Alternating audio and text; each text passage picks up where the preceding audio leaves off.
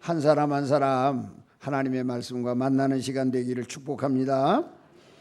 어제는 믿음장에 최초에 기록되어 있는 사람들 아벨, 에녹, 노아. 아벨은 우리에게 하나님과 나와의 관계에 있어서 예배에 성공하는 삶을 우리에게 가르쳐 줍니다. 그 다음에 에녹은 하나님과 동행하는 삶, 그래서 함께하는 삶, 그래서 하나님을 기쁘시게 하는 삶, 하나님과 교제하는 삶을 우리에게 가르쳐 줍니다. 노아는 믿음으로 순종해서 하나님의 약속을 이루어내는 증거가 있는 믿음. 믿음이 아무리 대빵 좋아도 증거가 없으면 그 믿음은 헛믿음이에요. 믿음은 반드시 증거로 말하는 것이잖아요. 그것을 우리에게 가르쳐 줍니다. 오늘 아침에는 이제 쓰임받는 믿음에 대해서 말씀을 드리면서 아브라함, 이삭, 야곱 이 세 사람의 믿음이 우리에게 어떠한 도전을 주는가 이 말씀을 함께 나누려고 해요. 우리는 하나님의 집에 그릇들로 부름을 받은 줄로 믿습니다. 큰 그릇도 있고 작은 그릇도 있고 질그릇도 있고 사기 그릇도 있고 플라스틱 그릇도 있고 금 그릇도 있고 은 그릇도 있고 다양한 그릇들이 있습니다. 그런데 중요한 것은 어떤 그릇이 됐든 간에 쓰임받는 그릇이 되어야 됩니다. 그런데 깨어진 그릇은 쓸 수가 없잖아요. 물이 새니까 더러운 그릇은 담을 수가 없잖아요. 그렇죠? 그렇기 때문에 우리가 하나님 앞에서 나 자신을 돌아보면서 여러분 하나님의 교회에 죽는 날까지 쓰임받다가 하나님 앞에 가시기를 축복합니다. 그냥 있는 둥 마는 둥 그런 교인은 불행한 교인입니다. 질그릇이라고 해도 많이 주인에게 쓰임받는 그릇이 돼야 그 그릇이 행복한 그릇입니다. 아멘. 그래 우리들이 하나님 앞에 쓰임받는 축복이 있기를 주의 이름으로 축원합니다. 참 중요해요.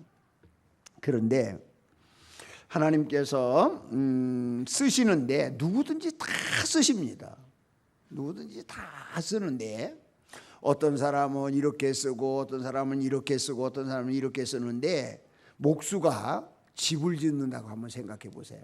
목수가 집을 짓는다고 생각해 보면 어떤 것은 자르지도 않아도 꼭 들어맞는 게 있습니다. 그냥 갖다 그냥 착착 대기만 하면 그냥 자를 것도 없고 깎을 것도 없고 그냥 아주 편하게 갖다 대기만 하면 척척 들어맞아서 그냥 잘 쓸 수 있는 나무가 재료가 있습니다.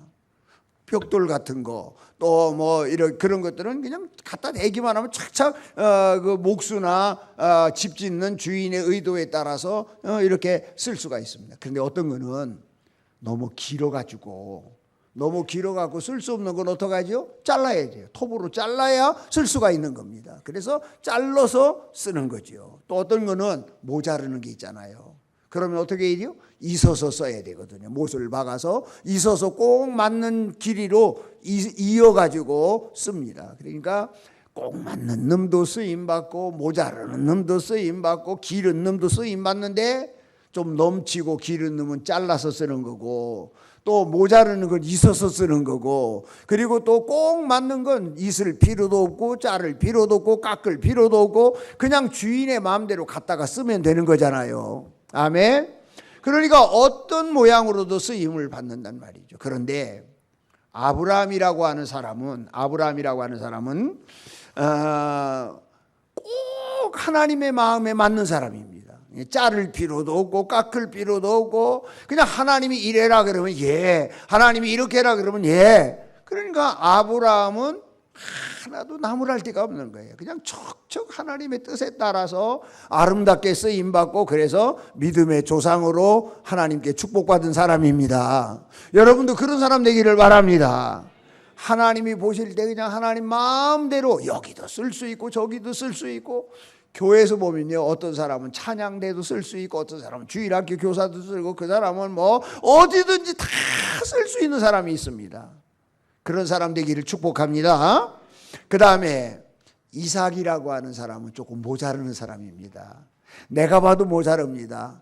자기 아버지 아브라함에 비하면 형편없이 모자르고 자기 아들 야곱에게 비하면은 깨도 모자르고 미련하고 어리석고 시대에 뒤떨어지고 매일 남한테 뺏기기만 하고 매일 남한테 양보만 하고 40살이 되도록 장가도 못 가가지고 아버지가 며느리감을 구해줘서 너 이 사람하고 결혼해라 그러면 얘하고 결혼하고 어떻게 보면 무능하기 짝이 없는 사람입니다. 그런데 하나님이 이삭도 족장으로 쓰신단 말이죠. 왜? 누구를? 아주 예쁘고 지혜롭고 현명한 아내를 하나님이 딱 붙여주는 거예요. 아내를. 그래갖고 이삭의 모자르는 부분을 리브가라고 하는 예쁘고 현숙하고 믿음이 좋고 아주 꾀가 많고 지혜로운 아내를 하나님이 딱 붙여줘가지고 하나님의 족장으로 손색이 없이 하나님께서 이삭도 또 쓰시더라고요. 아멘. 어느 집들 보면 말이죠. 아이고 남자는 형편없는데 아내 잘 만나갖고 복 받는 사람도 있고 아내 잘 만나갖고 교회에 장로 되는 사람도 있고 아내 잘 만나가지고 또 회사에서 중력되는 사람도 있고 남편의 능력은 별 볼 일 없는데 하나님이 좋은 아내 현숙한 아내 믿음이 예쁜 아내를 다 붙여줘가지고 형편없는 믿음이 자라기 시작하더니 어느 날 안수 집사가 되고 어느 날 장로가 되고 그러더니 정말 하나님의 일 잘하는 사람을 저는 많이 봤습니다. 할렐루야. 그러니까 모자라도 하나님은 붙여서 쓰시는 겁니다. 누굴 붙여주시든지 쓰는 겁니다. 야곱이라고 하는 놈은 요건 너무 넘치는 놈이 깨도 많고 장기도 많고 욕심도 많고 이대로는 안 되겠다 싶으니까 하나님이 환도뼈를 분질러 가지고 하나님께서 분질러 가지고 너 좀 겸손해라, 너 좀 교만하면 안 된다. 그래 하나님께서 야곱은 분질러 가지고 하나님께서 또 야곱도 멋지게 쓰시잖아요. 그러니까 우리는 다 하나님 앞에 쓰임받는 일꾼이 되어질 줄로 믿습니다. 어떻게 쓰든지 쓰임받는데 이왕이면 척척 맞게 쓰임받는 사람이 좋잖아요. 그렇잖아요. 그죠? 한 대 얻어 터지고 몇 대 맞고 정신 차릴래 그런 말이죠. 바보 같은 성도는요 얻어 터지고 정신 차리는 사람입니다. 큰 손해보고 큰 낭패 보고 하나님 천부여 의지 없어서 손들고 옵니다. 나는 하나님밖에 없어요. 일찍걸음도 괜찮아요. 이제는 돈도 다 날아가고 기력도 다 떨어지고 이제 죽음이라고 하는 두 글자가 눈앞에 왔을 때 그제서 비로소 하나님 잘못했습니다. 그러니 남은 날이 얼마 없단 말입니다. 쓰임받을 날이 얼마 없단 말입니다. 그러니까 여러분 빨리 정신 차리고 제자리에 돌아오시기를 바랍니다. 난 그리고 이 교회 와서 우리 젊은 집사님들이 열심히 하는 거 보니 참 좋네. 조 목사님 우리 교회는 효두관 간다고 내가 처음에 와서 집 막 그러니까 몇 명이 오냐면 관광버스 4대를 대절해도 모자라. 나 그렇게 많은 줄 몰랐어. 70세 이상으로 잘랐는데도 관광버스 4대를 대절해야 관광 갈 수 있는 효도관을. 그러니까 근데 좋긴 또 좋아요. 왜냐하면 나이 들으신 권사님들 집사님들이 많으니까 안정성은 있어. 그렇지만은 또 무슨 일을 하려고 하면 또 잘 안 되는데 이 교회 보니까 처음은 왜 그렇게 이뻐요. 반주하는 우리 집사님들이야 선생님들이야. 선생님들 찬양하는 분들은 집사님이겠지. 집사님 맞아? 참. 이 교회는 목사님 내가 와서 느낀 게 나이 들은 사람, 젊은 사람, 중간 사람 골고루 잘 균형이 맞는 것 같아. 맞아요? 장로님 맞아? 그런 것 같아. 그런 교회가 좋은 교회거든. 오늘 우리가 어떻게 하면 하나님 앞에 쓰임받는 신앙생활을 할까 이 말씀 드리려고 해요. 또 이 아브라함은 어떤 축복이라고 말하죠? 이거 신학적으로 정리하면 아브라함은 예정적인 축복이에요. 하나님께서 아브라함에게 복 주시기로 약속해놓고 찍어놓고 부른 거예요. 하나님께서 그가 뭐 복 받을 만한 믿음이 처음부터 있었던 게 아니에요. 아브라함 뭐 하는 사람이었죠? 하나님이 제일 싫어하는 우상 만들어서 파는 장사꾼이었단 말이에요. 목수였단 말이에요. 그러니까 하나님이 제일 싫어하는 우상 만들어서 팔아서 돈 버는 사람인데 하나님 모르던 사람이에요. 근데 하나님이 아브라함을 찍어놓고 예정해놓고 그를 불러서 믿음의 조상으로 키워가고 하나님을 만나게 하고 하나님을 알아가게 하고 순종의 훈련을 시키고, 그래서 아들까지도 하나님께 드릴 수 있을 정도, 누구도 따라올 수 있을 정도로 믿음의 훌륭한 일꾼으로 키우셔서 하나님이 믿음의 조상으로 그를 쓰신 줄로 믿습니다. 여러분 가운데는 하나님께서 예정하신 축복이 여러분에게 임해가지고 여러분이 오늘 이 수지 맞는 복을 받은 사람도 있습니다. 아브라함처럼. 그 다음에 이삭은 어떤 사람이냐? 유전적인 축복이라고 해요. 아버지 잘 만나서 수지 맞은 사람입니다. 아버지 잘 만나서, 믿음의 아버지 만나서, 신앙의 아버지 만나서, 순종의 아버지 만나서 그대로 보고 그대로 따라하다가 수지 맞은 사람이 이삭입니다. 우리 가운데는 부모님 덕으로 살아가는 사람 많습니다.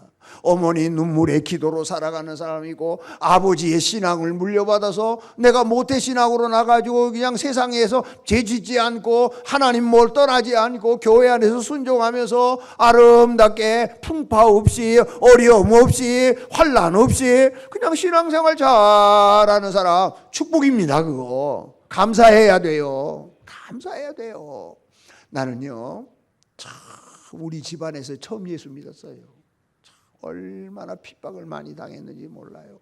그리고 목사가 되겠다고 신학교를 딱 갔는데 이제 처음 오리엔테이션이라는 시간이 있었고 서로 자기를 소개하는데, 나는 우리 아버지가 목사님이고 나는 우리 어머니가 권사님이고 나는 우리 아버지가 장로님인데 서원을 해서 나가지고 아버지 서원으로 어머니 기도로 내가 목사가 되기로 결심하고 그 사람이 제일 부럽다고요. 나는 아무도 없으니까 맨 땅에다 회딩해야 되니까. 오히려 부모에게 핍박받고 매맞고 쫓겨다니고 그러면서 예수 믿어가지고, 주일날이면 우리 아버지가 교회에서 나를 잡아가서 두들겨 패니까 우리 목사님이 안 돼갖고 윤 선생은 요 앞에 성찬대 속에 들어가서 예배드려. 우리 아버지가 주일날 아들 목소리는 나는데 어디 있는지 볼 수가 없지, 요 속에 들어가서 예배드리니까. 그렇게 저는 예수 믿었는데요, 목사가 되고도요 저를 위해서 기도해 줄 사람이 아무도 없었잖아요. 일가 친척이 예수를 믿나 부모가 예수를 믿나, 가난한 집안에서 참 힘들었습니다.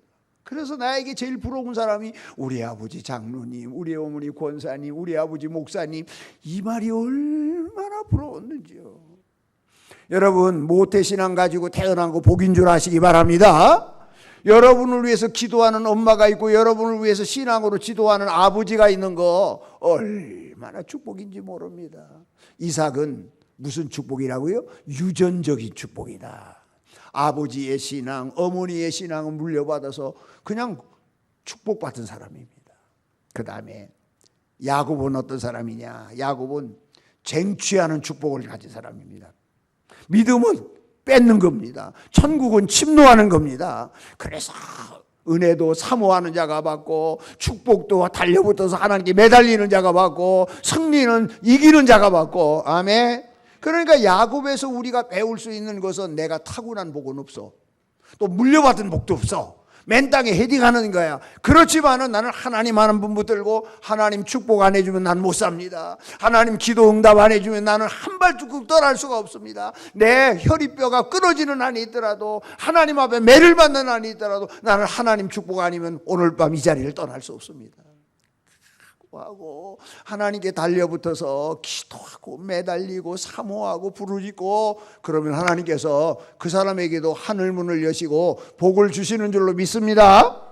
그러니까 복은 다 달라. 어떤 사람은 예정적인, 하나님이 그 사람에게 복 주시기로 아예 약속해 놓은 사람이 있어.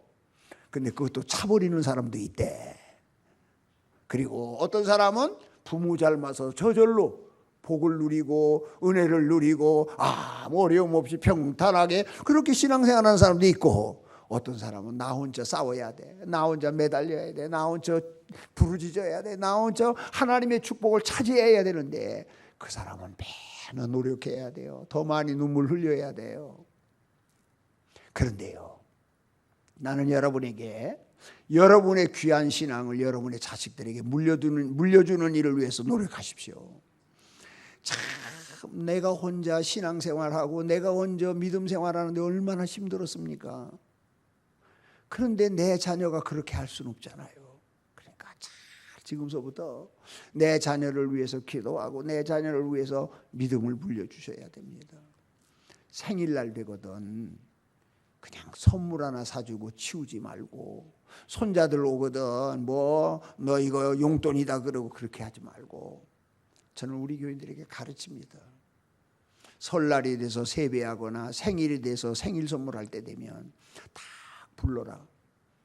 그리고는 돈을 줘도 그냥 주지 말아라. 딱 데리고 앉아서 할머니가 손자를 가슴에 꼭 안고 눈물로 기도해 주는 거예요. 하나님, 이 아이에게 지혜를 주시고, 하나님 이 아이에게 고운 성품 주시고, 이 아이가 어디로 가든지 사랑받는 아이로 크게 해 주십시오. 그리고 할머니가 꼭 품에 안고 손자를 위해서 기도해 주고, 그래 이거 내 생일 선물이다, 이거 세뱃돈이다 그렇게 주면요, 이 아이가 기도받고 싶어 해요. 그래서 어려운 일 있으면 전화로도 할머니 기도해 줘, 내일 나 시험 쳐. 아멘.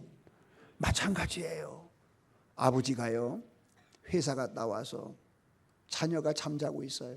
다 알아요. 애들 샤워하기 전에 꼭 머리를 붙들고 잠자는 아들 딸을 붙들고, 하나님 예쁜 선물 주셔서 감사해요. 이 아이 때문에 내가 얼마나 행복하고 기쁜지 몰라요. 하나님 이 아이가 계속해서 나의 기쁨이 되게 해주시고 나의 피곤한 것에 위로가 되게 해주십시오. 오늘도 이 아이의 얼굴을 보는 거 얼마나 행복한지 몰라요. 그러면서 땀이 밴 작업복을 입은 그대로 자식의 머리 위에 자식을 안고 기도해 주면요, 그 자식들이 우리 아버지가 오늘도 나를 위하여 생활전선에 나가서 땀 흘리며 수고했구나, 이렇게 아버지가 나를 사랑하는구나 하는 거 진하게 느껴요. 진하게 느껴요. 그러면요, 말은 하지 않아도 아버지와 아들 간의 관계가 잘못될래야 잘못될 수가 없어. 우리는 다 아이들 교육은 애미한테 밀어놓고, 그리고 또 돈으로 해결하려고 하고, 그러니까 집구석이 엉망진창이 되는 거예요. 예수 믿는 집안도. 우리가 하나님 앞에서 이제는 생각을 달리해야 됩니다. 생각을 달리해야 됩니다. 아버지들이요 자식을 위해서 머리에 손 얹고 가슴에 끌어안고 기도하는 건 부모의 특권입니다. 이건 부모의 특권입니다.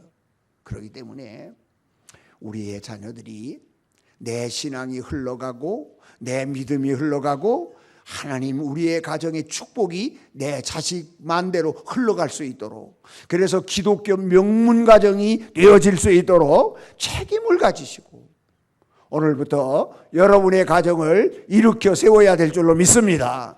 아브라함의 믿음, 이삭의 믿음, 야곱의 믿음, 아브라함의 축복, 이삭의 축복, 야곱의 축복, 3대가 이어지는 축복, 계대를 이어가는 축복. 우리나라는 3세원이라고 그래요. 만세를 불러도 만세 삼창, 대한민국 만세, 만세, 만세 그러잖아요.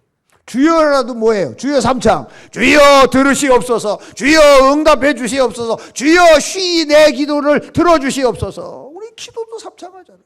만세도 삼창하잖아요. 신앙도 아브라함의 믿음, 야곱의, 이삭의 믿음, 야곱의 믿음, 니누의 믿음, 로이스의 믿음, 니누의 믿음, 디모데의 믿음, 3대를 걸쳐서. 이거는 굉장히 성경적입니다. 그런 은혜가, 그런 축복이 여러분의 가정 위에, 여러분의 신앙 위에 넘쳐나게 되기를 바랍니다. 이제 이 교회는 할아버지의 아름다운 믿음이 아버지에게, 아버지의 아름다운 믿음이 손자에게 아름답게 개성되어지는 그런 교회 되시기를 축복합니다. 아멘. 조 목사님, 나는 우리 교회에서 5월 달에 3대가 함께 드리는 예배를 시작을 했어요. 그날은 3대가 한 자리에 앉아 함께 예배합니다. 그리고 저는 그들을 다 이렇게 세워서 눈물로 간절히 축복합니다. 하나님의 교회에 3대가 이어져서 신앙생활을 잘한다는 일이 얼마나 귀한 일인지 모릅니다. 아브라함 하나님 앞에 어떻게 쓰임 받았는가? 여러분, 아브라함 그러면 뭐가 제일 먼저 생각나요? 믿음 말고. 누가 한번 얘기해. 믿음 말고. 이 공부 시간이니까, 설교 시간보다도. 아브라함 그러면 여러분의 머릿속에 믿음 말고 뭐가 제일 먼저 떠올라요? 그렇지, 순종. 아브라함 하면 순종을 빼놓고는 생각할 수 없는 거잖아요. 우리가 하나님 앞에 큰 인물로, 우리가 하나님 앞에 귀한 인물로, 우리가 하나님 앞에 축복받는 인물로 쓰임받기 위해서는 아브라함처럼 순종의 사람이 돼야 된다. 이걸 우리에게 가르쳐줘야 아브라함이 순종. 유명한 신학자 머리라고 하는 분이 있어요. 우리 머리 생각하면 돼요. 저 머리라고 하는 신학자가 이런 말을 했어요. 우리는 예수 믿는 순간부터 순종의 학교에 입학을 하는 것이다. 그런데 이 학교는 졸업이 없다. 순종의 학교는 입학을 하는데 졸업이 없습니다. 죽을 때까지 순종하는 겁니다. 끝까지 순종하는 겁니다. 그저 내 생명 끝날 때까지 우리에게는 뭐만 있다? 순종만 있지 졸업이 없습니다. 우리가 순종하면 하나님이 기뻐하고, 순종하면 기적이 일어나고, 순종하면 병마가 물러가고, 순종하면 축복받고, 순종하면 하나님의 은혜가 임하고. 보세요, 제가 얘기를 해볼게. 예수님께서 갈릴리 가나에 가서요, 포도주가 모자랐어요. 물로 포도주를 만들었어요. 그런데 어떻게 했죠? 하인들이 물을 따다 채우는 순종이 그런 놀라운 변화의 역사를 만들어냈습니다. 예수님이 베세다 광야에서 하루 종일 말씀을 증거하다가 5천 명이 넘는 많은 사람들이 저녁 때 가서 배가 쫄쫄 고팠어요. 어린아이의 빵 한 쪽을 가지고 물고기 두 마리, 보리떡 5개 가지고 예수님이 축복하고 나눠줘라. 한 사람 먹어도 배고플 양식이에요. 그렇지만 순종하고 제자들이 나누어 줬더니 먹고 배부르고 모든 사람이 배부르게 먹고 남는 역사가 일어났다. 우리가 하나님 앞에 순종하면 물질의 축복도 일어난다. 아멘. 또 나만 장군이 문둥병이 걸렸는데 요단강에서 7번 목욕하면 낫는다. 배지가 뒤틀렸지. 우리나라는 그 강보다 더 아름답고 깨끗한 강이 많은데 그 더러운 똥물 같은 데서 나보고 목욕하라고 그래. 그리고 그냥 돌아가려고 하니까 하인이 뭐라고 말합니까? 그것보다 더 심한 것도 시켜도 당신 병 낫기 위해서 순종할 때 그거 하면 뭐 못하느냐고. 그래서 요단강에 들어가서 목욕하고 나오니까 문둥병이 깨끗이 어린아이의 살처럼 깨끗하게 낫고 새로워졌더라. 우리가 순종하면 병마도 물러갑니다. 이런 얘기하려면 밤새도록 해야 되거든. 우리가 하나님 앞에 쓰임 받으려면 아브라함처럼 순종해야 하나님 앞에 쓰임 받을 수 있다. 이런 얘기가 있어요. 탈무드라는 거 여러분 들어보셨어? 탈무드는 하나님의 율법을 어떻게 우리의 삶에 적용하며 가르치며 실천할까를 만들어 놓은 책이에요. 여기에는 교육적인 부분, 무슨 부분 파트별로 쭉 있는 책이에요. 그런데 탈무드에 들어가지 못한 이야기, 그걸 속탈무드라고 그래요. 그러니까 탈무드에 들어가고 거기서 탈락된 얘기들, 그것들만 또 모아놓은 책이 있어요. 근데 그 책은 되게 재밌어. 여러분들이 보면은 시험 들을 얘기들이 많으니까. 그러나 이제 저희들은 보면 거기에 있는 얘기 하나 해볼게요. 이거는 성경에 있는 얘기 아닙니다. 또 탈무드에 있는 얘기도 아닙니다. 어디에 있는 얘기? 속탈무드에 있는 얘기입니다. 고연히 또 여러분 윤목사라는 분 집회 와가지고 엉뚱한 얘기했다고 총에 고발하며 내가 좀 곤란해집니다. 다 된 밥에 재 뿌리는 거예요. 노장로님 그러잖아요. 내 제대 말년인데 고연히 또 집회 와가지고 이단 소리 했다고 총에 고소하면 내가 곤란해지니까 분명히 말했습니다. 성경에 있는 얘기 아닙니다. 또 탈무드에 있는 얘기도 아닙니다. 어디에 있는 얘기라고?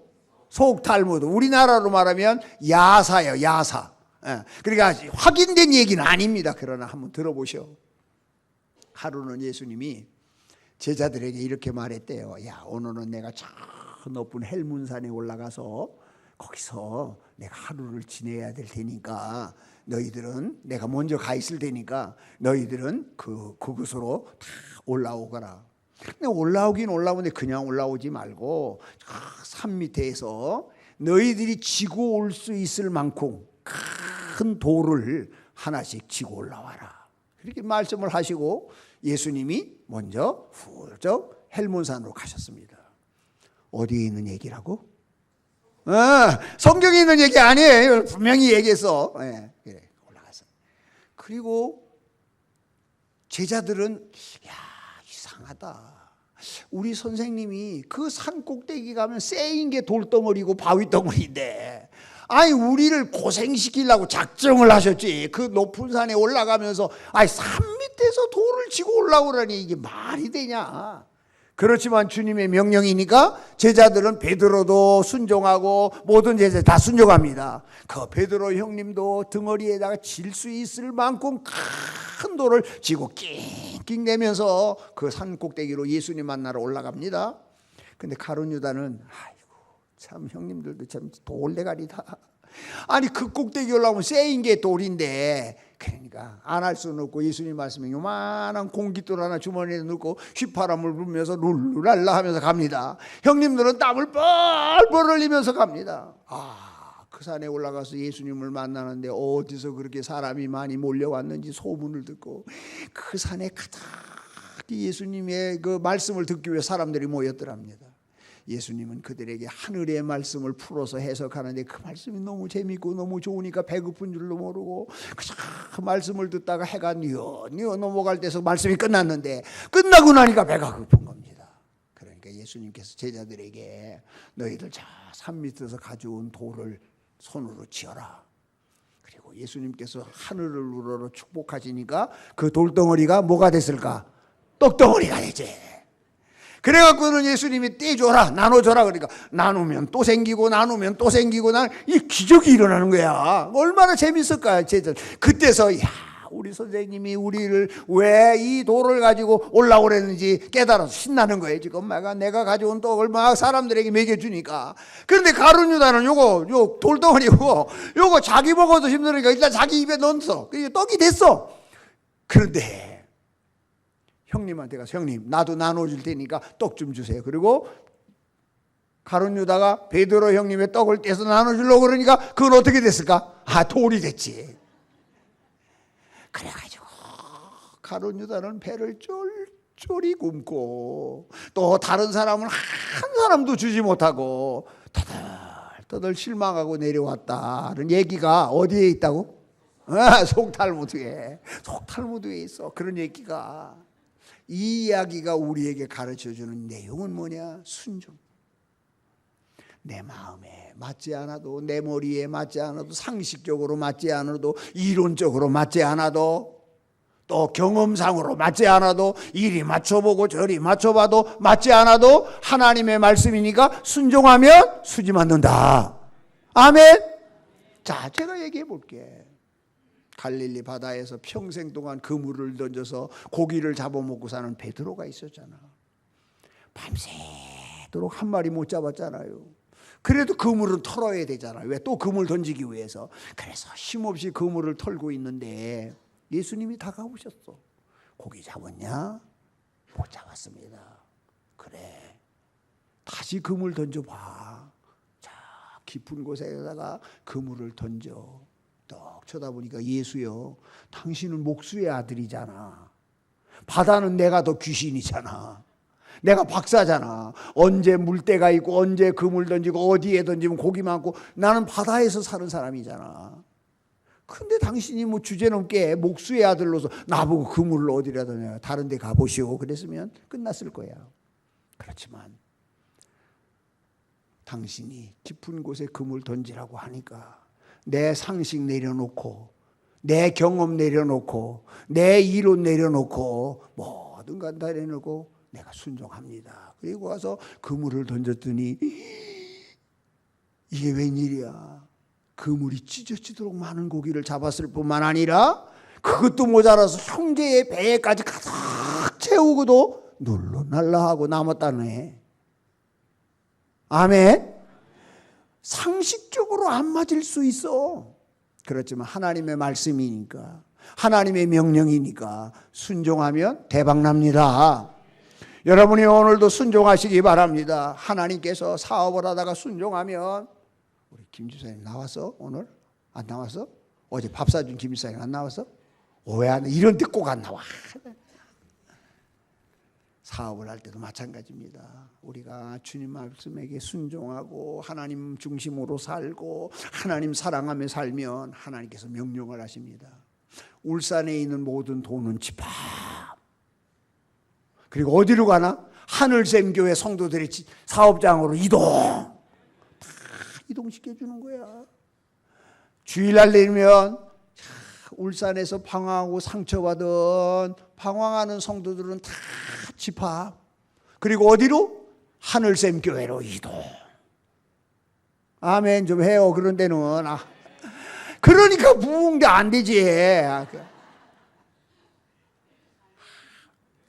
오늘도 아브라함처럼 순종하는 믿음 가질 때 하나님께 쓰임 받습니다. 믿음의 조상으로, 축복의 조상으로 하나님 앞에 쓰임 받는 은혜가 있을 줄로 믿습니다. 그리고 또 하나는, 아브라함은 가장 귀한 것을 드림으로 인해서 복을 받은 사람이에요. 금쪽 같은 내 새끼, 눈에 둬도 아프지 않은 내 새끼, 100살에 얻은 아들, 그걸 하나님이 바치라고 그럽니다. 기가 막힌 노릇이잖아요. 차라리 내가 죽는 게 낫지. 내 자식을 불에 태워서 제물로 바치는 것은 어떤 애비가 할 수 있겠습니까? 그렇지만 아브라함은 그 믿음이 그것까지 순종할 수 있는 자리까지 벌써 자랐어. 그래서 직접 아들을 태워 죽일 장작을 뽀개는 거야. 직접. 그때 스폴준 목사님은 이 부분을 이렇게 해석을 합니다. 아브라함이 도끼를 들고 자식을 태워 번제로 드릴 장작을 쪼갤 때 그의 가슴은 천갈래 만갈래 찢어지고도 남았을 것이다. 그리고 아들을 끌고 모리아 제산으로 이 산으로 올라가 아들을 제물로 바치는 순종을 할 때에 아브라함만큼 하나님의 마음을 가장 잘 안 사람은 없을 것이다. 하나님이 인류를 구원하기 위하여 당신의 하나밖에 없는 예수를 십자가에 못 박을 때 그때의 하나님의 그 아프고 쓰린 마음을 아브라함만큼 잘 이해하고 안 사람은 없을 것이다. 이렇게 스폴전 목사님이 그분을 그렇게 설교를 했어. 아브라함은 그 아들을 하나님 앞에 바치는 순종 사람. 하나님 그거 너무 귀하게 보시고 창세기 22장에 가보면 하나님이 도장을 하나 딱 찍어줍니다. 아브라함에게. 무슨 도장? 이제야라고 하는 도장. 이제야 내 믿음 검증됐다. 이제야 내 믿음 내가 인정한다. 이제야 너에게 무슨 복을 주어도 어떤 걸 다 맡겨도 너는 나를 배반하지 아니하고 너는 나를 버리지 아니하고 나를 위해서 살 사람이다. 그러면서 하나님이 그 모습 보시고 도장을 찍어주셨습니다. 여러분들이 신앙생활하면서 하나님 앞에 어느 순간 도장받는 시간이 필요합니다. 내 믿음이 하나님 앞에 인정받는 신앙이 필요합니다. 뜨겁게 기도하다가 눈물로 헌신하다가 하나님 앞에 내 몸 다 맞춰서 충성하다가 하나님께서 나에게 이제는 됐다 머리를 끄덕거리시면서 그 정도 같으면 내가 이제 너에게 물질을 맡기만 하다. 그 정도 같으면 내가 너에게 직분 맡길만 하다. 그 정도 같으면 내가 너에게 믿고 무슨 일이든지 시킬만 하다. 할렐루야. 그런 은혜가 여러분에게 있기를 바랍니다. 가장 귀한 것을 드렸어요. 제가 1990년도에 미국에 공부하러 갔었습니다. 풀러 학교에서 공부를 하고 내가 꼭 가보고 싶은 교회가 한 교회가 있었는데 로버트 슐러 목사님께서 그때 크리스탈 처치라고 LA 옆에 오렌지 카운티에서 정말 아름답게 교회를 할 때 한국의 조용기 목사님이 그 목사님을 배우고 싶어서 쫓아가서 배운 그 교회. 모든 한국교회 성도 목사님들이 그 목사님의 목회 철학 불가능은 없다라고 하는 그 목회 철학을 배우고 싶어서 갔더니 그때 나도 가고 싶었습니다. 그래서 토요일 날 지나고 주일날 차를 하나 렌트해서 몰고 제가 있던 학교는 파사디나라고 하는 곳인데 그곳에서부터 몰고 LA에 와서 로버트 슐러 목사님께서 이제 목회하는 그 교회에 도착했습니다. 그리고 이제 주차장에다가 딱 차를 파킹을 하고 이제는 예배당으로 들어가려고 하는데 주차장이 끝나고 예배당에 들어가는 그 입구에 큰 아치가 하나 이렇게 그려져 있는데 거기에 글이 하나 쓰여져 있었어요. 로버트 슐러 목사님의 말씀이라고 나중에 물어보니까 그 글이 하나 써 있는데 그 글에 이런 글입니다. 당신이 최고의 것을 얻기 원하거든 하나님께 당신이 최고의 것을 드려라.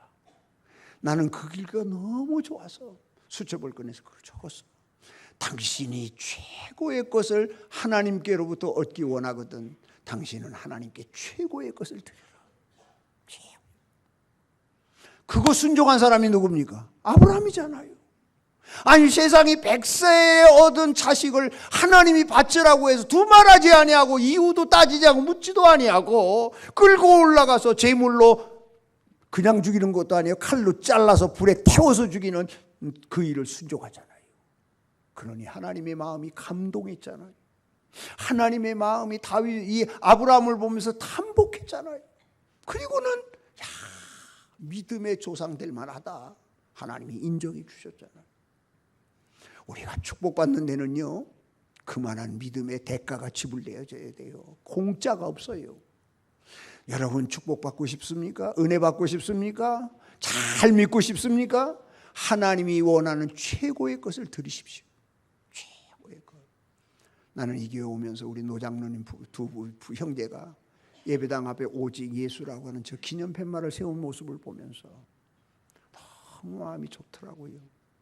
은퇴하면서 이 교회의 역사와 함께 몇 분 들었는지는 모르지만 꽤 돈 있는 들었을 것 같아. 그렇지만 그것보다 더 귀한 것은 그들의 믿음이잖아요. 우리 교회 성도들이 오직 예수 중심으로 살았으면 좋겠다 라고 하는 그 형제의 아름다운 믿음이 기념비적인 저 비석에 담겨서 오직 예수라고 하는 저 팻말을 세우고 싶은 마음을 주신 하나님 참 귀하다 그런 생각을 했습니다. 우리가 하나님 앞에서 나의 최고의 것을 하나님께 드릴 때 하나님도 나에게 최고의 것을 허락하십니다. 믿어지시면 아멘. 믿어지시면 아멘. 그렇기 때문에 하나님 째째한 분 아닙니다. 내가 드린 것보다도 훨씬 귀하고 아름다운 것으로 갚아주시는 하나님을 믿으시기 바랍니다. 또 한 가지만 더 하고 그 다음 넘어가려고 해요. 아브라함 하면 할 얘기가 너무 많습니다. 또 하나는 아브라함이 시련을 당할 때마다 하나님이 아브라함이 시련을 당할 가장 큰 신앙의 위기, 믿음의 위기, 신앙의 위기, 인생의 위기가 아브라함에게 닥쳤습니다. 그게 언제지요? 이삭을 제물로 바치라는 시련입니다. 이건 엄청난 시련입니다. 여러분에게 이런 시련이 왔을 때 쉽게 순종할 수 있겠습니까? 나는 순종 못할 것 같아요. 내 아들을 하나님께서 제물로 바쳐라. 하나님 난 따집니다. 내가 굉장히 이론이 밝은 사람. 하나님은 역사 이래로 사람을 제물로 바치라는 것이 없습니다. 양을 바치라고 그러지, 소를 바치라고 그러지. 우상들, 몰렉신이나 다른 우상신들은 사람을 제물로 바치지만 하나님 당신은 인격적인 하나님이시지 않습니까? 하나님은 한 번도 제물을 드릴 때 사람을 제물로 바치라고 말하는 것이 없습니다. 성경에 어디 있습니까 그게? 당신이 말한 것이 어디 있습니까? 사람을 제물로 바치라니요. 아니 하나님이 당신이 말한 성경에 율법에 사람을 제물로 바치라는 것이 어디 있습니까? 난 눈 뒤집어 까고 읽어도 사람을 제물로 바치라는 것이 없습니다. 이방신들은 사람을, 그런데 하나님은 어떻게 그 명령을 나에게 하십니까? 당신이 하신 말씀과 맞지 않지 않습니까? 나는 바로 얘기합니다. 또 하나, 죽으면 죽었지 못합니다. 차라리 나 죽여주십시오. 차라리 나를 죽으라 그러면 나 죽겠습니다. 근데 내가 내 새끼를 잡아서 불에 태워서 바치라고 애비된 마음으로서 난 못합니다. 아니 여러분 안 그래요? 할 수 있어요 그렇게? 난 못합니다. 난 바로 따집니다. 또 하나, 하나님이 약속했지 않습니까? 이 자식 주실 때 뭐라고? 이 아들을 통하여 하늘의 별처럼 땅의 모래처럼 자손이 많게 해준다고 하나님 당신이 시퍼렇게 약속하지 않았습니까? 그런데 이 자식이 아직 장가도 못 들었습니다. 씨도 아직 안 받았습니다. 그러면 당신이 약속하는 약속은 어떻게 되는 겁니까? 이 아들 잡아서 죽이면 끝나는데, 그러면 당신이 이 아들을 통하여 하늘의 별처럼 땅의 모래처럼 수많은 자손을 준다고 하신 당신의 말씀은 어떻게 됩니까? 여기서 끝나는데, 그럼 당신 거짓말한 거고 공갈친 건데, 그럼 당신 하나님이 아니잖아요. 나는 따집니다, 대번.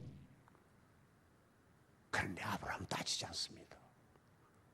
그 어려움, 에비로서의 아픈 마음, 감히 할 수 없는 명령을, 감히 상상할 수 없는 어려움을 하나님이 아브라함에게 줬는데, 그 시련, 그 시험, 그 어려움 멋있게 극복합니다. 어떻게 극복했죠? 오늘 19절에 그 힌트를 우리에게 주십니다. 그리고 창세기 22장에 가보면 그 힌트가 있습니다. 이렇게 말합니다. 종들이 아브라함과 이삭과 함께 모리아산 밑에까지 왔습니다.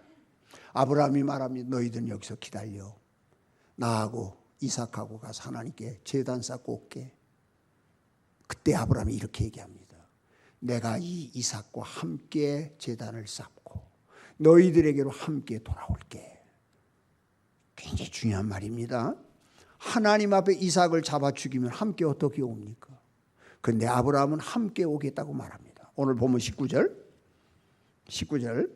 그가 하나님이 능히 이삭을 죽은 자 가운데서 다시 어떻게 해요? 아브라함이 시련을 당할 때, 견디기 어려운 상황 앞에 섰을 때 아브라함이 그 어려움을 이길 수 있는 믿음, 신앙은 뭐냐? 부활신앙이 부활신앙.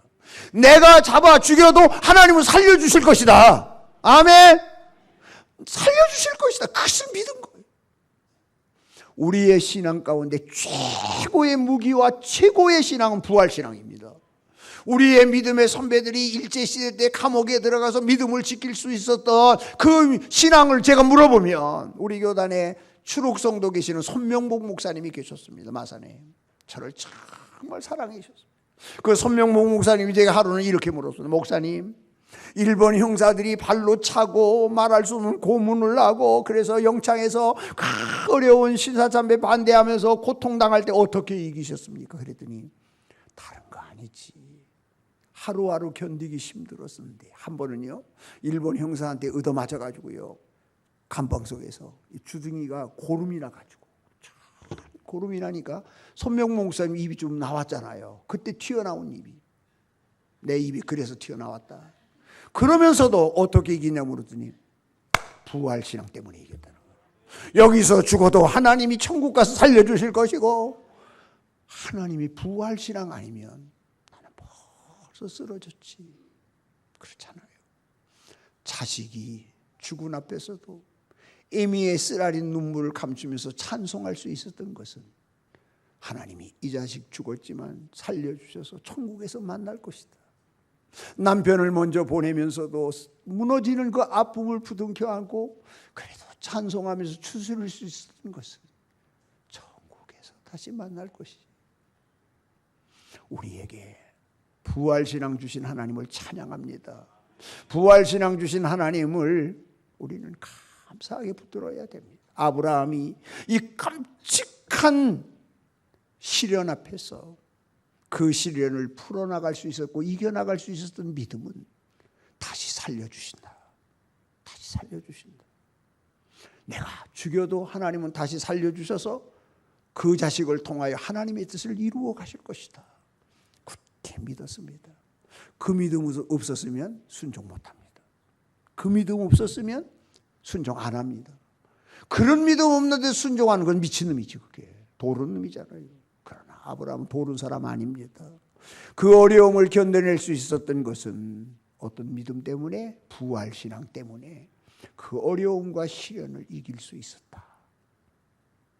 여러분, 인생의 구비구비에서 내 신앙의 어려운 순간순간 맞이할 때마다 아브라함처럼 부활신앙 붙들고 승리할 수 있게 되시기를 바랍니다.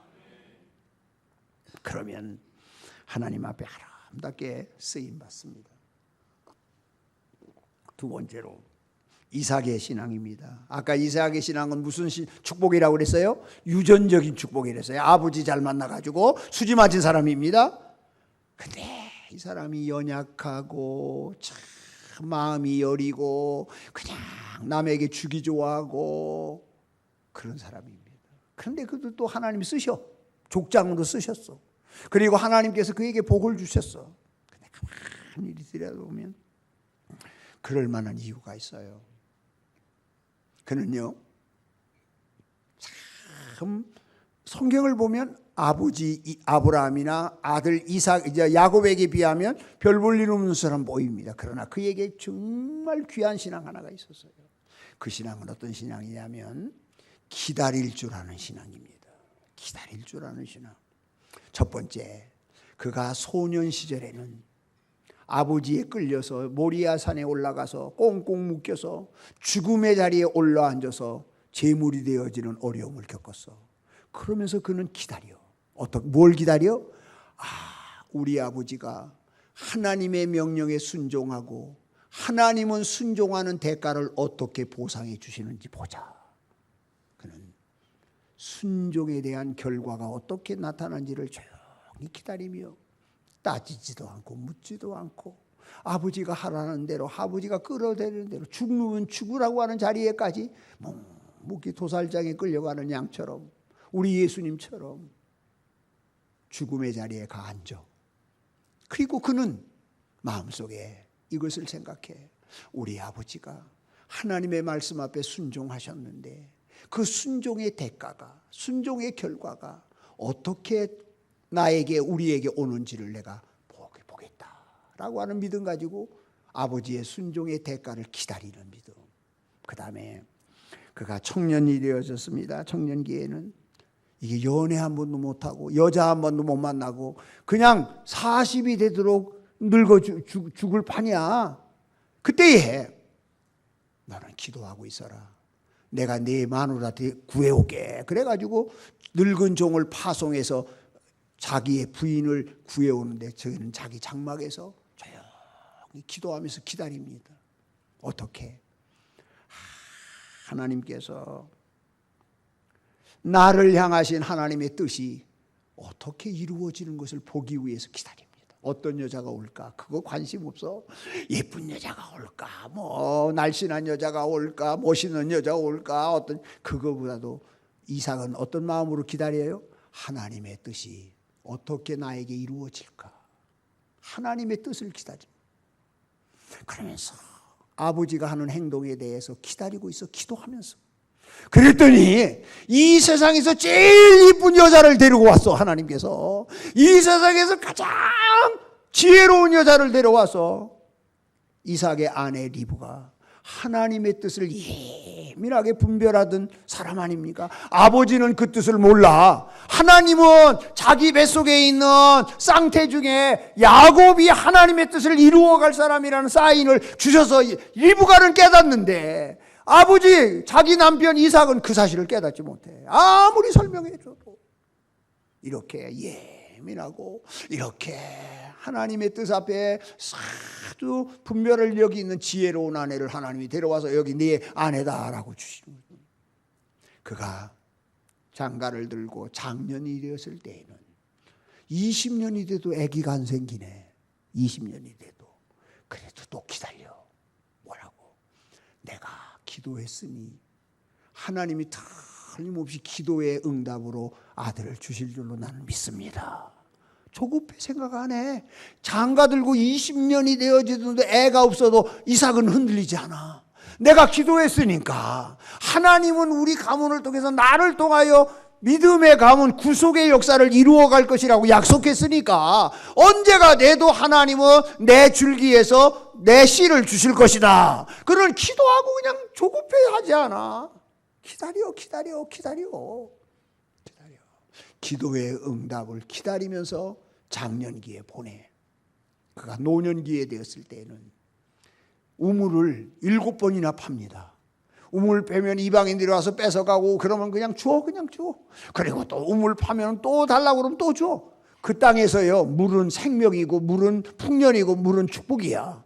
그런데 그걸 와서 물 파놓으면 뺏어가. 그러면 또 줘. 그냥 또 가져. 내가 다른 데 가면 파지. 그러면 또 파면 또 물이 나와. 그러면 또 뺏어. 그러면 또 가져. 이걸 7번이나 반복해. 그러면서도 이삭은 다 양보하고 다 뺏기고, 그러면서도 대항하지 않고 싸우지 않고 다투지 않고 언성 높이지 아니하고 또 샘파고 또 기다려.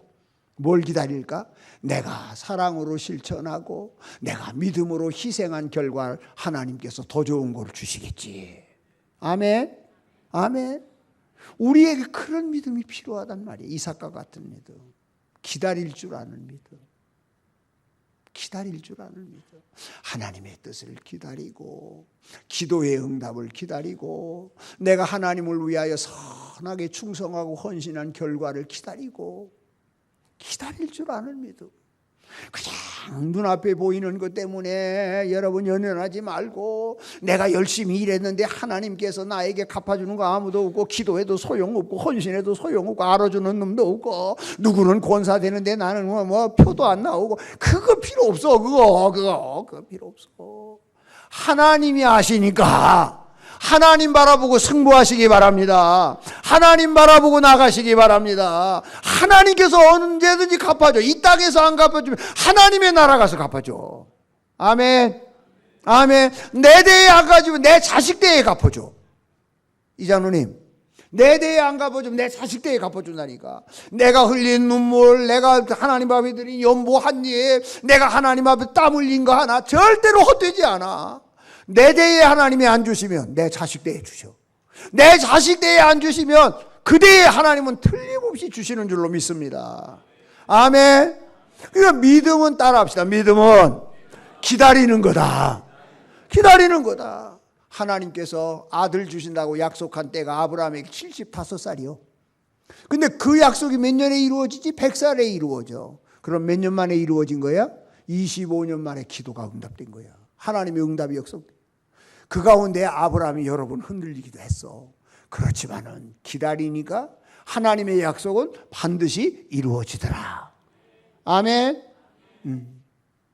노아 할아버지는 몇 년 기다렸을까? 120년 기다렸지. 그런데 하나님의 약속은 이루어지더라. 신앙은 기다리는 거다. 기다리는 자가 큰일 합니다. 기다리는 자가 쓰임 받습니다. 기다리는 자가 승리합니다. 기다리는 자가 은혜 받습니다. 할렐루야. 축복 받습니다. 기다리지도 못하고 그냥 뛰쳐나가면 쪽박 차는 거지. 교회가 어지간히 시험이고 흔들린다고 해서 보따리 싸고 다른 교회 가봐. 지상교회 똑같아. 거기요. 그래도 정들인 곳이 낫고, 그래도 내가 땀 흘리고 눈물 흘리는 게 낫고, 어려운 시험 있어도 또 풍파 지나가고 시험 지나가면 눈물 날라고 오늘같이 좋은 날 또 주시잖아. 아멘 좀 해봐요. 아이 와 답답해라. 신앙은 기다리는 거라니까.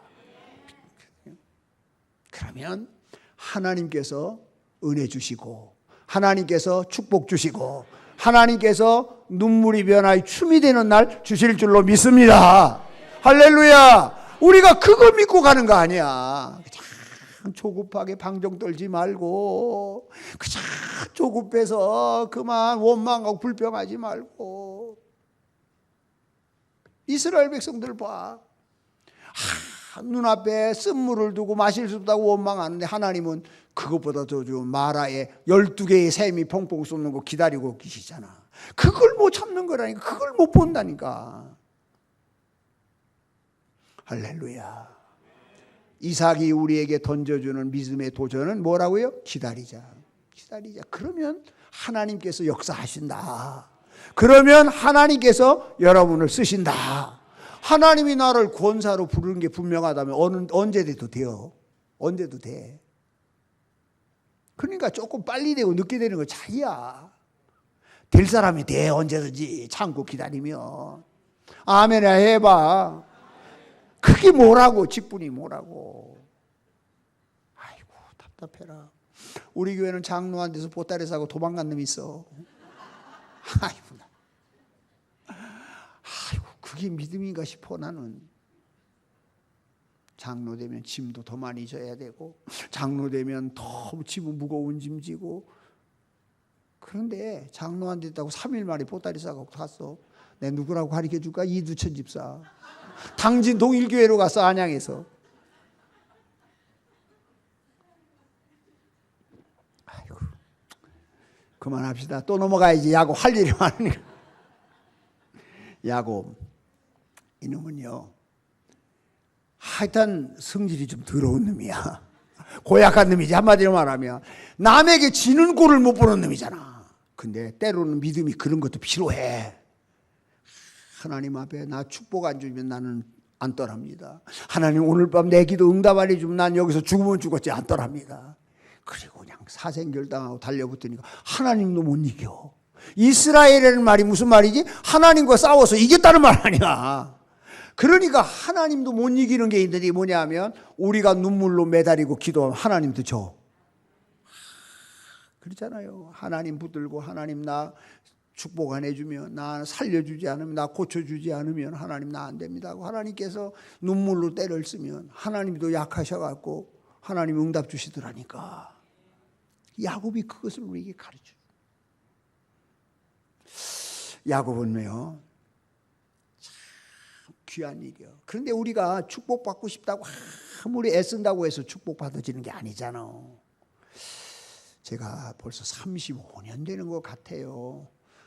제가 81년도에 목사 안수를 받았으니까 목사 안수 받고 2년 만이니까 그때 한참 새마을 운동이 우리나라에 일어나고 전국의 새마을 지도자들을 데려다 훈련시킬 때에 농어촌에 있는 목사님, 제가 그때 거제도에서 목회를 했습니다. 농어촌에 있는 목사님 100명을 가나안 농군학교에 김용기 장로님이 초청을 하셔서 가나안 교육을 받은 때가 있어요. 내가 거기 들어갔지. 첫날부터 김용기 장로님의 강의가 얼마나 귀에 쏙쏙 들어오는지, 제가 큰 은혜 받았다고, 강의에 은혜 받았다고 하는 것은 그렇고 큰 도전을 받았습니다. 그런데 한 이틀 지났는데 이 김용기 장로님이 우리를 보고 막 야단을 치는 거예요. 목사님들 회개해야 된다고. 왜요? 왜 회개하냐면 당신들 교인들 축복받지 못하게 가르치니까 회개해야 된다고. 여러분들 교인들 다 축복받게 가르쳐야지 축복받지 못하게 가르치니까 목사님들 책임이라고. 그러면서 막 야단을 치는 거예요. 기가 푹 죽어. 첫날부터 기를 죽었어. 그분은 강의하러 딱 올라오면 여러분 가운데 애국가를 4절까지 부를 수 있는 사람 일어나 보세요. 아무도 없는 거야. 1절만 불러도 4절까지 애국가를 불러봤나. 그러니까 이 어른이 가슴에다 탁 대고 애국가를 해서 동해물과 백두산이 하더니 1절, 2절, 3절, 4절 탁 부르는 거예요. 그러면서 대한민국 국가의 국민이라고 하면, 나라를 사랑하는 지도자라고 하면 적어도 이 나라의 애국가를 4절까지 부를 수는 있어야지. 그러면서 우리 기를 탁 죽이. 그래 목사님들 100명이 다 기가 푹 죽어가지고. 그런데 그날은 이러는 거야. 당신들 교인들 못 받는 거 목사님들 당신들 잘못이라고. 당신들 교인이 하나님 앞에 축복받도록 가르치고 축복받을 수 있도록 만들어야지. 그래서 되겠느냐고 그러면서 막 야단을 치는 거예요. 내가 기분 좋으면 이번 강의 끝나기 전에 교인들 축복받는 비결을 가르쳐 줄 테니까 여러분 교회 가서 그렇게 하시라고. 그런데 강의가 딱 끝날 때까지 축복받는 비결을 가르쳐 주지 않는 거야. 그리고 마지막 날 이제 수료식을 해가고 우리 수료증 다 받고, 그리고 이제 땡치는 거야. 그리고 이제 이 김용기 장로님은 이렇게 강의실에서 나가려고 그러는데 직구진 목사님 한 분이 전라도에서 오신 목사님 있잖아요. 장로님이 우리에게 축복받는 축복받는 거 가르쳐 준다고 그랬는데 그거 언제 가르쳐 주려고, 다 끝났는데도 안 가르쳐 줍니까? 그러더니 싱긋이 나가시다가 김 장로님 들어오더니 다시 여기서 쓰셔서 축복받는 비결이요. 그거 간단합니다. 축복받는 짓을 해야 축복받습니다. 그리고 나는 그때 허망하다. 내가 기다렸는데 그게 무슨 말이야. 그런데 목회를 하면서 새록새록 그게 진리야. 우리가 하나님 앞에서 축복받는 건 내가 축복받을 짓을 해야 돼. 축복받을 짓을 하지 않고 축복 달라고 그러면 도둑놈이 지극해. 그게 불한당 신보지. 나는 하나 내놓고 하나님 대빵 큰을 해 주십시오. 뭐 대박나는 복을 주십시오. 뭘 보고 대박나냐 이 말이에요. 제일 바보 같은 기도하는 사람은 이런 기도하는 사람이 하나님 아시지요. 뭘 알아? 뭘 알아야 하나님 해주지. 하나님 아시지요. 그래 내가 알지. 더 이상 해줄 게 없잖아. 뭐 병 고쳐달라고 그러든지 자식 뭐 길을 열어 뭘 그래도 왜 얘기해. 하나님이 그거 틀린다든지 그대로 낸다든지 하시지. 하나님 아시지요. 하나님 앞에 데모하는 것도 아니고. 그럼 하나님 뭐라고 그랬어? 그 응답은 뭐겠어? 에? 집사님 그 응답은 내가 안다 끝나는 거지. 우리가 하나님 앞에 축복받을 짓을 해야 되거든. 아멘. 기도를 해도 남달라야 되거든. 요즘에요 한국 골프 여자 선수 중에 박성현이라는 애가 있어요. 올해 신인상에다가 상금왕에다가 올해의 선수상에다가 35년 만에 처음 있는 일을 해냈어요. 근데 걔는 골프백에다 남달라라고 하는 글씨를 써. 남달라. 걔는 남달라에 내가 성공할 수 있다 라고 하는 것을 붙여놓고 남다른 거예요. 그런데 성공했어요. 우리가 신앙생활도 뭔가 남다른 게 있어야 됩니다. 보세요. 여리고의 바디메오가 눈을 떴잖아요. 근데 사람들이 다 모여가지고 예수님이 지나갈 때 예수님 부릅니다. 예수님 부른다는 얘기는 우리식으로 말하면 다 기도했다는 얘기입니다. 우리가 여기서 통성으로 목사님 인도하에서 다 똑같은 기도를 하는 것 같지만 하나님이 들으실 때는 똑같은 기도가 아닙니다. 하나님의 보좌를 움직이는 기도가 있고 울리는 꽹과리가 있는 겁니다. 소음과 같은 기도가 있는가 하면 하나님의 마음을 움직이는 기도가, 하나님의 보좌를 움직이는 기도가 있는 거예요. 그러니까 우리가 기도를 해도 남다른 기도를 해야 됩니다. 그런데 그때 거기 성경 잘 봐. 마가복음 10장이야. 거기에 보면 바디메오가 그 눈을 뜨는 장면에 이렇게 돼 있어. 사람들은 예수님이 여리고로 지나간다고 할 때에 소리를 질러서 어떻게 외치느냐. 나사렛 예수여 나를 불쌍히 여겨주십시오. 나사렛 예수여 나 한번 도와주십시오. 나사렛 예수여 나의 소원 들어주십시오. 모두가 다 나사렛 예수 외치는데 바디메오는 뭐라고 했죠? 다윗의 자손 예수여. 달라. 다윗의 자손 예수라는 말은 뭐예요? 당신은 메시아입니다. 당신은 예언의 아들입니다. 당신은 구약성경에서 약속한 하나님의 아들입니다. 다윗의 자손 예수여 나를 불쌍히 여겨주십시오. 예수님이 깜짝 놀란 거야. 이 수많은 사람들이 소음과 같은 소리, 아우성치는 소리 가운데 모든 사람은 다 나를 나사렛 예수라고 부르는데 나를 다윗의 자손 예수라고 부르는 사람이 있구나. 예수님이 깜짝 놀란 거야. 그리고 예수님은 바디메오 앞으로 가는 거야. 그리고 그 앞에 서셨어. 그리고 네 소원이 뭐냐 물으셨어. 눈뜨기 원합니다. 오늘 이 시간 내 눈이 뜰지어다. 아멘.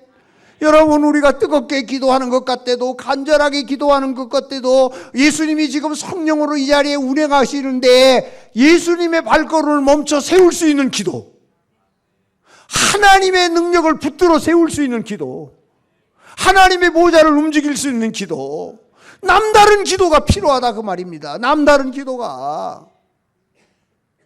그렇지 않으면 우리가 어떻게 하늘문을 열 수 있겠어. 그래서 똑같은 기도라도 금식하며 하는 기도가 능력이 있고, 똑같은 기도라도 작정하며 하는 기도가 능력이 있고, 똑같은 기도라도 철야하며 부르짖는 기도가 능력이 있고, 똑같은 기도라도 굵은 베옷을 뒤집어 쓰고 하나님 앞에 석고대자 하면서 하나님 아니면 안 된다고 눈물 쏟아 기도하는 기도가 능력이 있는 거야. 1시간을 기도해도 1분을 기도해도 하나님의 보좌를 움직일 수 있는 기도의 사람이 되시기를 바라요. 뭔가 달라야 될 거 아니야. 축복받는 짓을 해야 축복받고, 은혜받을 짓을 해야 은혜받고, 하나님 앞에 쓰임받을 짓을 해야 쓰임받는 거 아니겠어요? 다른 거야. 그리고 이 야곱이 단점도 많고 약점도 많고 이게 하나님의 족장으로 불합격자야 사실은. 그렇잖아요, 그죠? 수단과 방법을 동원하고 남 속이고 성질 더럽고 간사하고 욕심 많고 한 가지도 장점이 없습니다 이 사람이. 그런데 하나님이 그를 쓰셔. 어떻게 해요? 그가 하나님 만났어. 하나님 만났어. 뭐 하다가 기도하다가 하나님 만났어. 하나님 만났어. 하나님 만나면 변화됩니다. 하나님 만나면 바뀝니다. 하나님 만나면 새로워집니다. 하나님 만나면 하나님 앞에 쓰임 받습니다. 하나님 만났다니까. 하나님 만났어. 그때부터 달라져. 달라지기 시작하는데 가장 놀라운 것은 두 가지요. 봐요. 이제 야곱이가 나이가 많아졌어. 눈이 안 보여. 그의 아버지도 눈이 안 보이더니 그도 눈이 안 보여. 눈이 안 보여. 그런데 자기 아들 요셉이 출세를 했잖아. 애굽의 총리가 됐잖아. 그런데 요셉이 자기 아들 므낫세와 에브라임 두 아들을 할아버지한테 축복받고 싶어. 죽기 전에 축복받고 싶어서 두 아들을 손자지, 그러니까 손자를 할아버지 앞에 데리고 와서 축복기도 해달라고. 그러면서 옛날 이거 유대인 나라는 사람 우리랑 비슷해. 오른손은 항상 하나님이 축복하는 손이고 오른손은 항상 능력의 손이고 오른쪽은 항상 좋은 쪽이고 하나님이 역사하는 쪽이라고 믿어. 그래서 큰 손자를 할아버지 오른손이 얹을 수 있는 자리에 앉혀. 그리고 작은 손자를 왼쪽에다가 앉혀. 그리고 기도해달라고 그래. 그래서 딱 앉으니까 아니 이 할아버지가 야곱이 손을 바꿔. 손을. 아니 이 손을 여기다 얹으면 큰아들이 큰 손자잖아. 장손자잖아. 그런데 이게 그렇게 안 하고 딱 손만 얹으면 되는데 이 눈도 안 보이는데 이 할아버지가 망령들어서 손을 바꾸네. 이렇게. 그래서 오른손을 작은 손자에게다 앉고 왼손을 장손자에게 얹어. 그러니까 당황해갖고 요셉이 아버지 이놈이 큰 놈이고 이놈이 작은 놈이다. 그러니까 뭐라고 그러지 야곱이가? 나도 안다. 눈은 안 보이지만 나도 안다. 그러나 하나님이 이렇게 하라고 그런다. 자기는 장손자에게 복을 빌어주고 싶었을 거 아니겠어. 그런데 하나님은 이쪽이다 그러니까 받고. 이게요 쉬운 것 같지만 그렇게 쉽지 않아. 하나님의 뜻 앞에 하나님의 뜻을 분별할 줄 알고 하나님의 뜻 앞에 순종할 줄 아는 믿음까지 야곱이 바뀌었어. 참 멋있잖아요. 여러분도 그런 사람 되시기 바랍니다. 하나님의 뜻이 시퍼렇게 살아있는데도 불구하고 하나님의 뜻은 그렇고 내 고집대로 합니다. 나는 내 성질대로 합니다. 그러면 축복 없어. 그러니까 이 욕심쟁이 수단과 방법을 가리지 않고 살아가던 못된 야곱이 하나님 만나더니 어디까지 변화됐느냐. 하나님의 뜻 앞에 순종할 수 있는 자기의 뜻을 내려놓고 하나님의 뜻을 쫓아가는 믿음까지 벌써 성장해서. 그러니까 믿음의 족장이 되지. 또 하나 죽을 때 그는 지팡이에다가 혼심을 싣고 하나님께 예배하면서 죽었어. 죽음이 아름다웠단 말이에요. 또 하나 그는 죽을 때 자기의 아들들을 다 불러 모아놓고 아들 머리 위에 다 축복기도 해줬어. 다 축복기도 해주고 마지막으로 지팡이에다 자기 힘을 다 실어서 유언을 해. 내가 죽거든 내 유골은 저 가나안 땅에 묻어다오. 애굽에다 묻지 마라오. 그런 유언을 멋있는 유언을 남기고 예배하다가 눈을 감아. 참 멋있잖아요. 여기 참 연배가 계신 우리 어머님들, 권사님들, 또 우리 형님 같고 아버지 같은 장로님들, 우리 집사님들 멋있게 죽으십시오. 멋지게 죽으십시오. 죽음이 아름답기를 위해서 기도하십시오. 그리고 자녀들의 머리에 손을 얹고 축복기도 해 주십시오. 참 죽음이 아름다운 멋있는 삶을 야곱이 맺혔어. 소년 때는 청년 때는 별 볼 일 없는 사람이었어. 어디 하나 내놓을 거 없는 사람이었어. 믿음의 사람이야 아니야 육신의 사람이지. 그러나 그가 하나님 만나고 이스라엘이 된 다음부터는 하나님의 뜻 앞에 순종하는 사람, 예배에 성공하는 사람, 하나님의 나라를 사모하는 사람으로 바뀌어졌어. 멋있는 사람으로 바뀌어졌어. 그러니까 노년이도 아름다운 사람이 됐어. 말년이도 복된 사람이 됐어. 가면 갈수록 좋아지는 사람이 됐어. 어떤 사람은 가면 갈수록 못해지는 사람이 있는데 야곱은 가면 갈수록 멋있는 사람으로 변화되어 갔어. 참 멋있잖아요. 그러니까 그를 하나님께서 믿음의 족장으로 높이 쓰셨어. 그리고 한 가지 이 말씀 하라고 마치겠습니다. 성경 찾으십시오. 이사야서 44장 1절 한 절 찾고 마치겠습니다. 찾았으면 아멘 하시기 바랍니다. 이사야서 44장, 제가 가진 성경은 성경 구약 1021쪽,